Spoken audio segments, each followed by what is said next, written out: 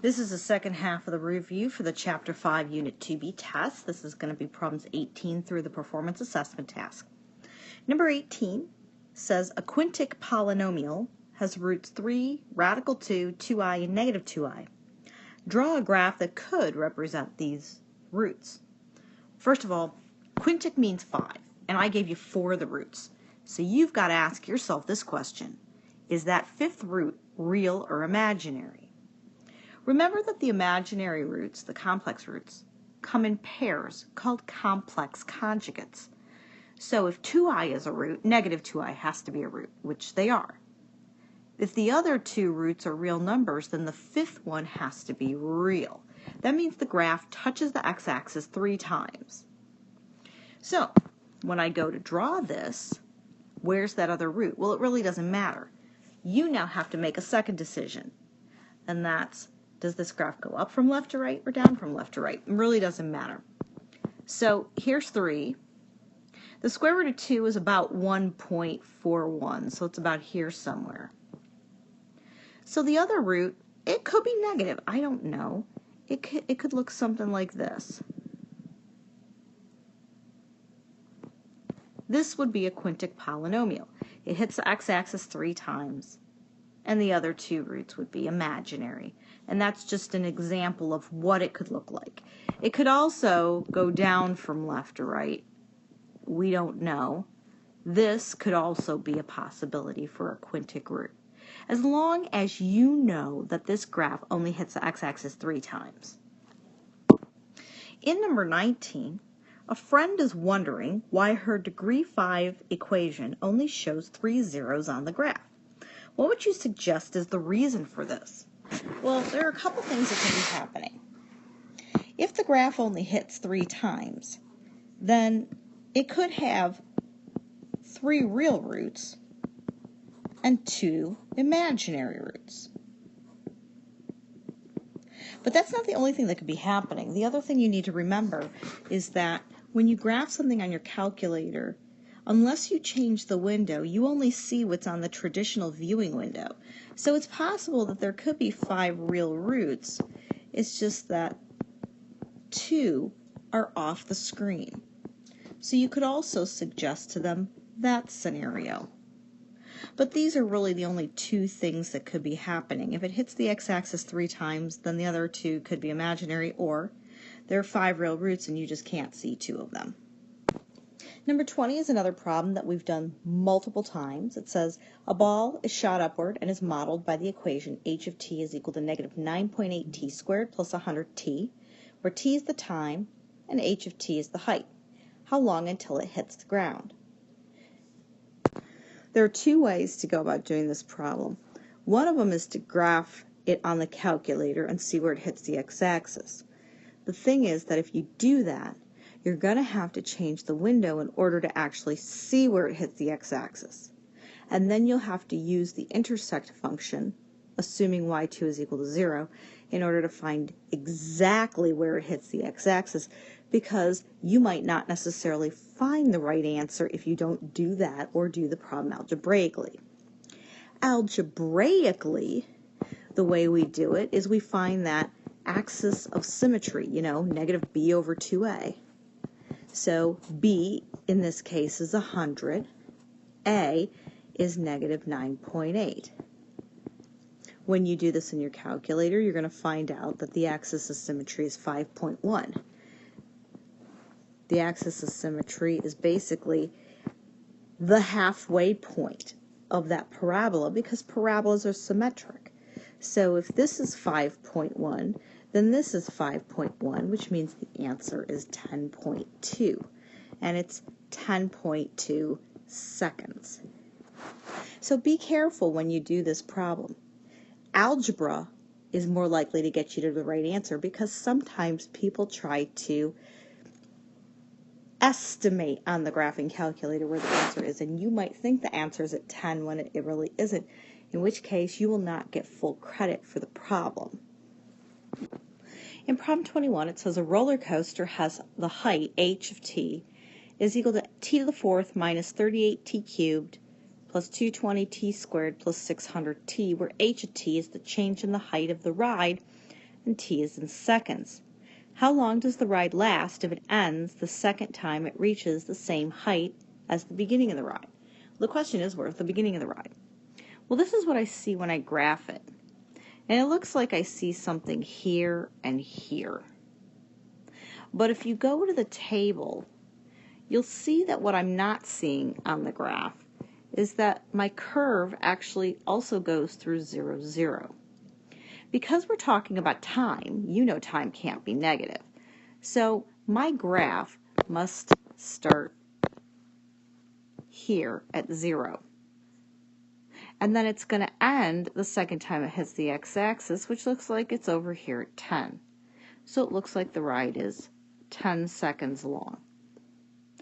The problem, because the input is time, has to start at 0 even if the graph hits any negative values. So you'll start at 0 to whenever the next time the graph hits the x-axis, and that will tell you how long the ride is. Number 22, the class was given a cubic function to model the volume of a box where the height of the box is x, the width is x minus 7, and the length is x plus 5. What is a reasonable domain for looking at the volume of the box? All right, let's start with what's the equation for the volume. That's the easy part. This is the equation for the volume. But the question is, what's a reasonable domain? Domain are the x values. Well, you can't have a length that's 0 or less than 0. So the domain must start at 0. And I want you to notice the inequality symbols that I'm using. They aren't the less than or equal to symbols. They're just the less than symbols. Because the graph can't actually, you can't have an x value of 0 because otherwise you have no box. So it has to be something bigger than 0. The question is, what's the biggest x value you can plug in? In order to do that, we're going to look at the graph. So here's the graph of that function, and you can tell it hits the x-axis 3 times, but you can't have a negative x value. So the reasonable domain, the input must be from here to here. Well, that's from 0 to 7. So this would be my reasonable domain. Number 23 says, when you're solving x squared minus 56 equals 0, the solutions would be what type of numbers? Well, if you go and solve it, you're going to find out right away that you do not have a negative under the square root sign. If the square root is positive, you're going to have real solutions. Number 24, how many total roots does the equation 5x to the 6th minus 6x to the 9th plus 4x to the 4th plus 2x squared plus 1 equals 0 have? Remember, the fundamental theorem of algebra says that the largest exponent tells you how many roots, complex, real, and multiplicities, that a polynomial has. So this has 9 roots.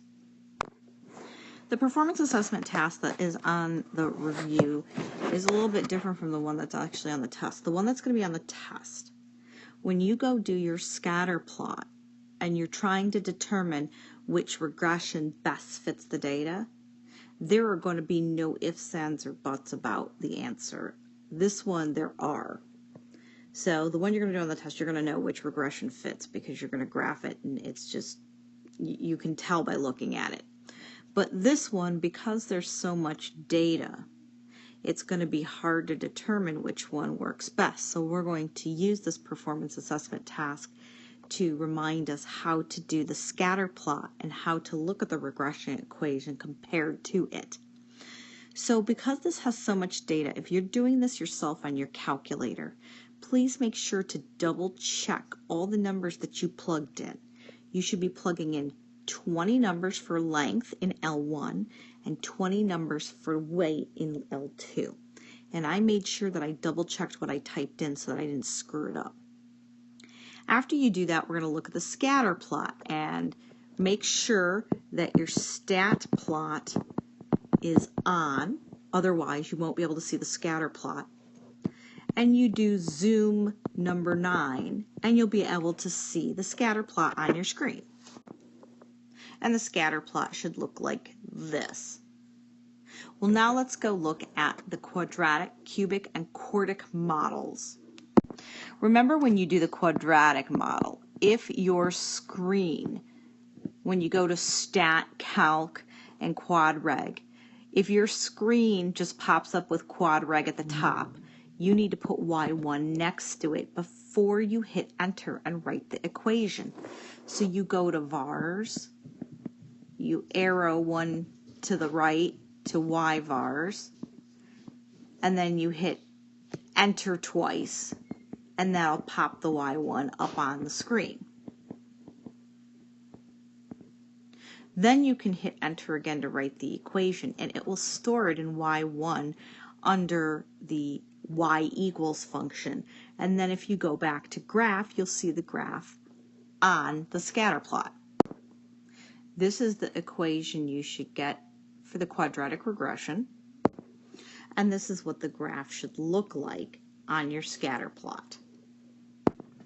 Remember, when you go to do the cubic regression, if you have the old operating system, before you hit enter to pop up the equation, go to vars, Y vars, enter, enter, so that Y1 pops up so that it saves the equation. This is the equation that I got for my cubic regression, and this is what the graph looks like on the scatter plot. It looks pretty similar, doesn't it? This is what I got for my quartic regression. And again, don't forget, you needed to put Y1 after quartic regression before you hit enter and wrote the equation. And this is what the graph looks like on the scatter plot. So all three of these looked pretty similar. So how do you know which one's the best one? I was told for a problem involving length and weight that a cubic function would best represent the data.